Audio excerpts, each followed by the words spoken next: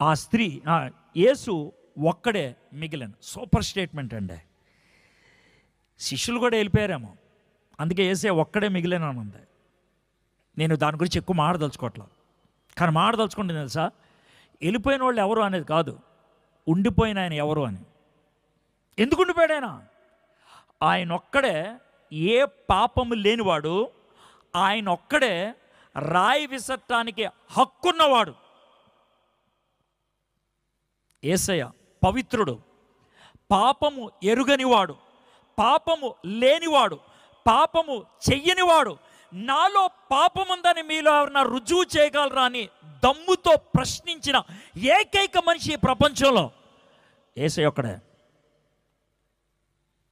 చాలామంది మహానుభావులు ఉన్నారు, కానీ ఎవ్వరూ ఈ మాట అనలేపారు, నాలో ఏ దోషం లేదు, నాలో పాపం ఉందని మీరు ఎవరన్నా రుజువు చేయగలరా అని ఎవరు అనలా. యేసయ్య ఒక్కడే అన్నాడు. యేసయ్య ఒక్కడే, ఇంకెవరు అనలేదు ఆ మాట.